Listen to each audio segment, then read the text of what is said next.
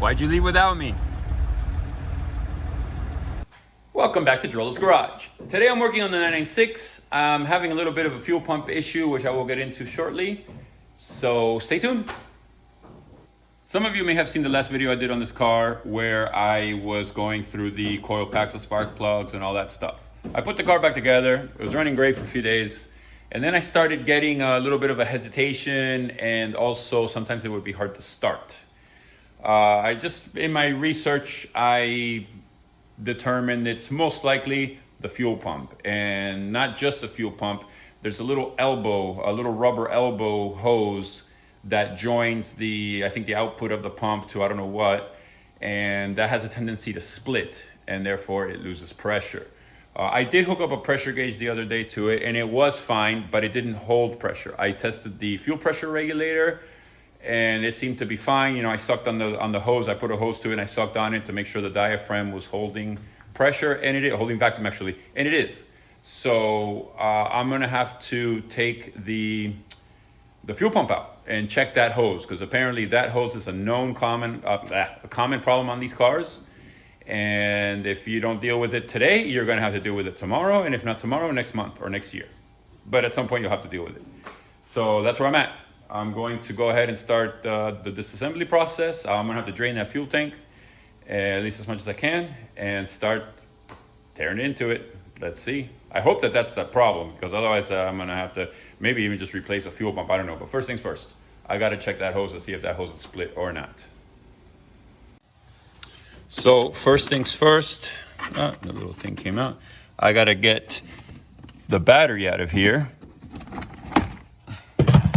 I gotta get the battery out. I need to get the battery holder tray out.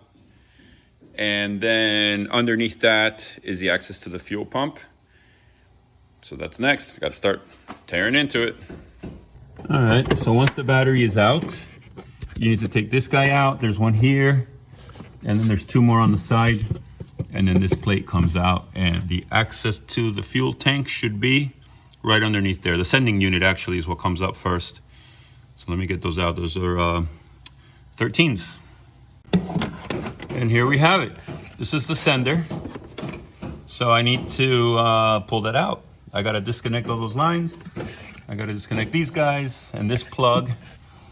Turn this big nut to get it loose, and pull it up and see how much gas. I forgot to check how much gas is in here. I think this car actually does have some gas in it, because I pulled gas last time I used it. So let's see. So there's not a lot of light here. You know, if I put the phone like that, you can't really see anything. So like I said, I took the big nut off, pull the sender out. You have to disconnect, there's a little electrical cord here, and you have to disconnect this, there's two lines here that you have to disconnect, and then basically the sending unit comes right out. Then you pull the pump assembly out. You have to be careful because it's full of fuel. This thing is full of gas. So you have to disconnect the line here, you gotta disconnect this line here, and then there's a pickup that you have to disconnect. I don't remember exactly where it goes, but it's probably down in there. Let me grab the flashlight. So down in there is the pickup. So I just left that. I'll probably pull it out just so it doesn't get. I don't know. Not that it's gonna get lost, but just so I can see. I remember exactly how it goes attached.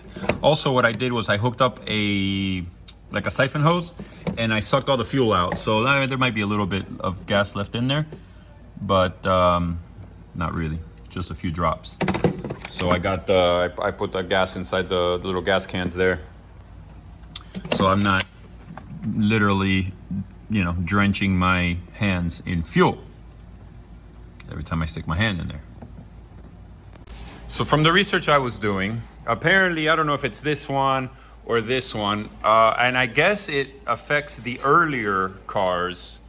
Maybe, I'm not sure when the production date of my particular car was, but they came with a rubber hose. It was like a rubber elbow, and it would split. So this one doesn't have that, so that's not the problem I'm having. The issue is also the issue. The other thing was usually when the fuel pumps start going bad, you hear them whining, and I didn't hear any whining at all on this pump, so I'm not really sure. But it was indicative of fuel pump failure in the sense that the car would run fine, it would start fine, then I would turn it off, and then it didn't want to start again. It could also be that this little check valve here might be bad. But you know what? This pump is original to the car. It's almost 10 years old. The car has 76,000 miles.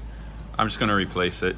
I think it's easier instead of trying to fix one thing and then that's not it, and then fix something else, and then fix something else. And I'm just gonna be banging my head against the wall trying to resolve this issue. And this pump, again, being, how old is this thing already? Almost 20 years old, 18 years old, and 76,000 miles. It's gonna go bad at some point, so I'll just replace it. They're not cheap, but you know, sometimes it's just, you gotta bite the bullet.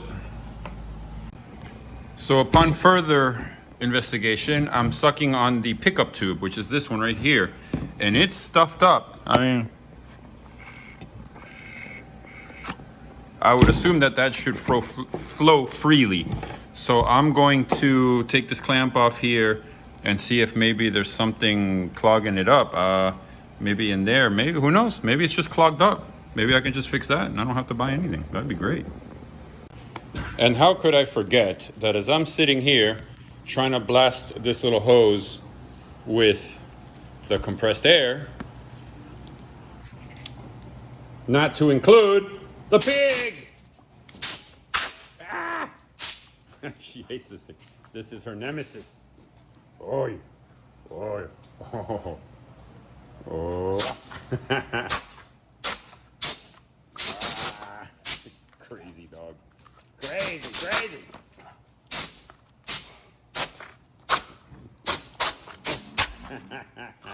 Okay, enough of a cameo from the pig.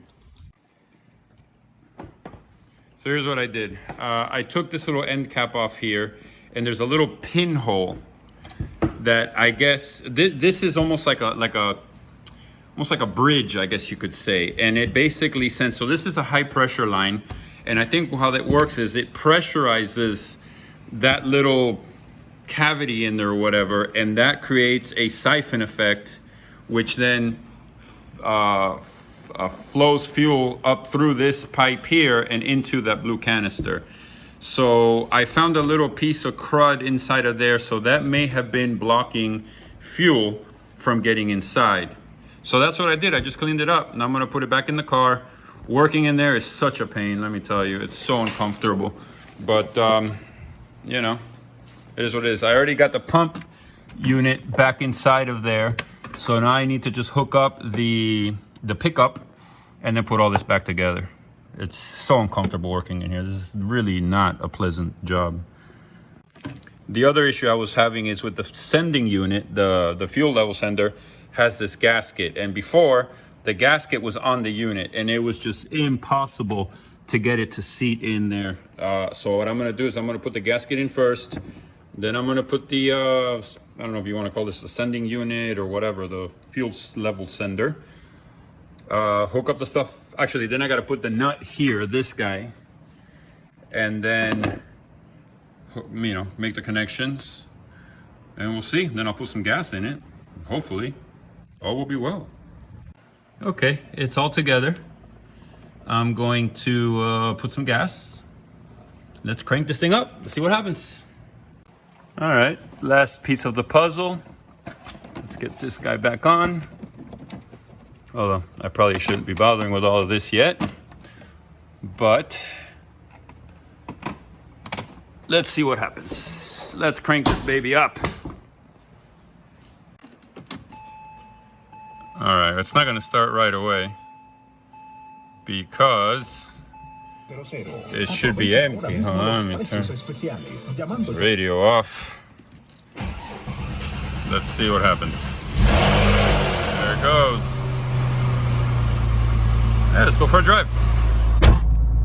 Can I just tell you guys, look at this. Look at this. What's up, mama? She's like, okay, Dad, let's go. I want to go. It seems to be running just fine. One of the issues I was having was when I would restart it, it would just take a little bit to start. No, starts right up. All right. Got the parking brake on. There.